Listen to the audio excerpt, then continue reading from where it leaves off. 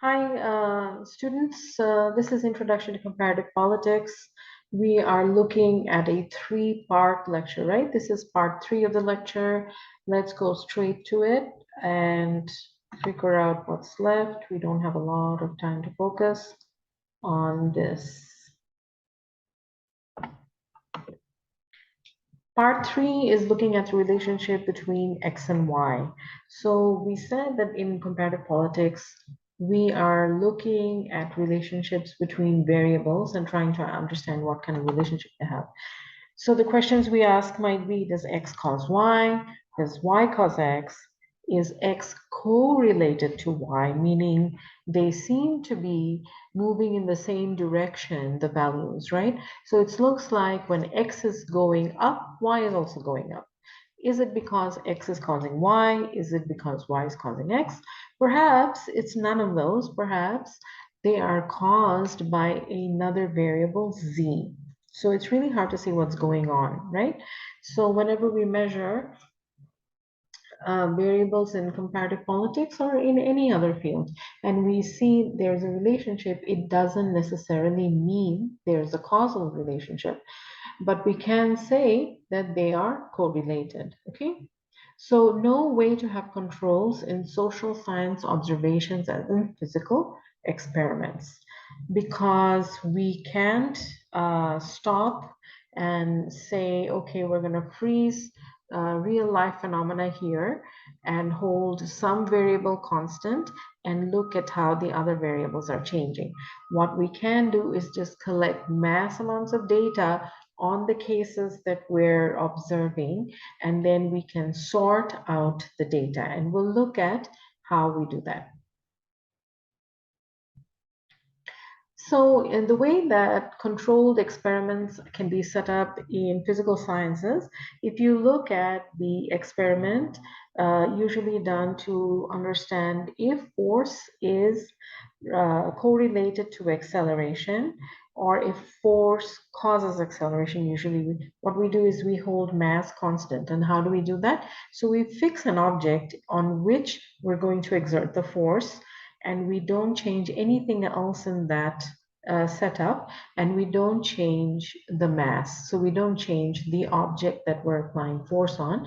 If we keep mass constant by changing the level of force on the object, we can find that there is a positive relationship between force and the observed acceleration of the object. So if we push a block or a trolley, we see that the trolley will move a particular distance before it comes to a stop. And so if we have a way to measure the distance traveled per unit of time, we can figure out how to measure acceleration. All right, so moving on, we've got comparative politics. Okay, so how would we keep things constant in real life phenomena? Okay, so suppose we're observing real life phenomena that's happening today.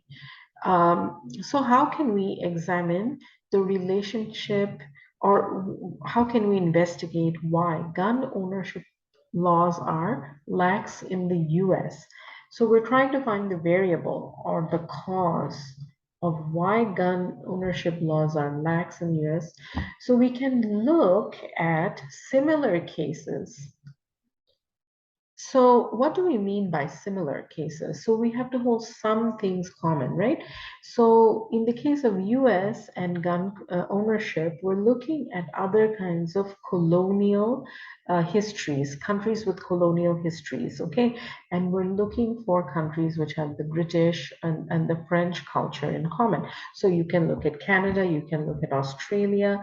Australia doesn't have French influence in its history, but I mean, there might be French immigrants, but Canada certainly has, both the French style and the British style. In Montreal, it still follows, the French language, because in that area you have the French colony. Now, of course, Canada is an independent state. It is no longer run by the British or the French. So what's different then? So what you might find out is that they might have similar histories. They might have the French British culture in common, but they're really different when it comes to political culture. The political system in the US makes the right to bear arms a fundamental part of the Constitution. It's the Second Amendment. And we don't know if similar kind of situation happens in Australia or Canada, but it's unlikely. So if you have any kind of gun control issue, it has to do with the fact that it's a politically uh, part of the Constitution. So you can then say, okay, let's look at other countries which have made right to bear arms part of the Constitution. Maybe you may not find this anywhere else. All right, so part three also looks at inductive and deductive reasoning and causal relations and correlations. So let's look a little bit more at that. Um, we know that we are looking at empirical cases and generalizations. Okay, in behavioralism, the goal is to observe cases and then make generalizations about them, right? The same is for when you look at relationships such between variables. The goal is to be descriptive, but also explain relationships. Okay. Inductive reasoning. This is a particular kind of reasoning. If we start with observation of one case, so we can sometimes look at very deep histories of a country, okay? Or we can look at like when I mean deep histories, we're looking at long-term analysis. So if I want to understand why does the birth control why do we have particular kind of birth control policies in, say, Bangladesh, then I would have to look historically.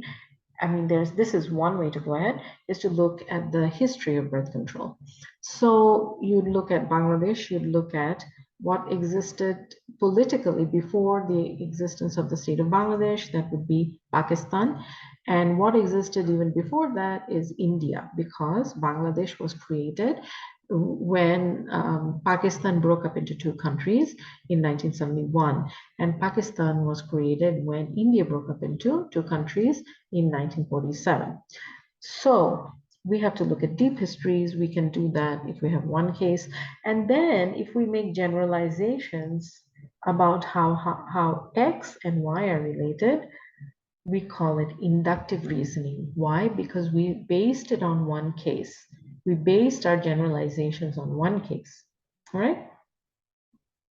Deductive reasoning. If we have an idea about how X and Y are related, then see if any real life cases fit that idea. It's called deductive reasoning. And we actually looked at this previously in part one. So can we always say that X causes Y? We kind of mentioned earlier that X and Y might be, if we plot X and Y and we see a straight line relationship, we might say that, oh my God, X seems to be rising when Y is rising, but these may or may not be caused by each other. So X may not be the cause of Y, Y may not be the cause of X, they might be caused by something else such as Z. So one way that they might be related is that they're correlated. The other way is that they are causally related. X causes Y, right? Multiple causes. So you might have multi-causality. In this case, Y is not only caused by X, but it's also caused by M and another variable N and then P. And it's also possible that these causes are linked to each other. So that variable M causes N causes P, then that causes X, and then you have Y. It's like a chain reaction, right? So we look at the chain of causality when we're looking at cases. One of the big problems that you face when you're looking at case studies is that you can't find comparable cases. There just aren't real case studies. The problem is often because you're looking at political culture or government regulation, any kinds of government policies. Many countries have a habit A, of not sharing those with the general public, or B, it's due to bureaucratic red tapeism, meaning that it's so bureaucratic, you don't know where the files are. And if you go to the agency, they might say, oh, we don't have the paperwork anymore. It's all been put away in storage. There's no way to get it. Another thing might be that there is a lot of information, but it's not enough, or it's not what you're looking for. The other thing might be that it's in a different language. So all kinds of problems come up. Selection bias. So you might be trying to study why uh, civil wars happen. And then you might find that you have picked up all the cases for civil wars, but never looked at places where civil wars didn't happen. And so you don't have a random selection, you have a selection bias. So we consider that when we do research. Lastly, in the last class, we actually talked about revolutions, and we looked at all the different types of revolutions there are, and we tried to come up with reasons for each of those revolutions. Then we found out that many of them were common, so they've been kind of listed under variable one, variable two, like that, variable three, and then we also found a lot of similarities with the outcomes. So these have been listed. So let's stop here and then go back to our lectures.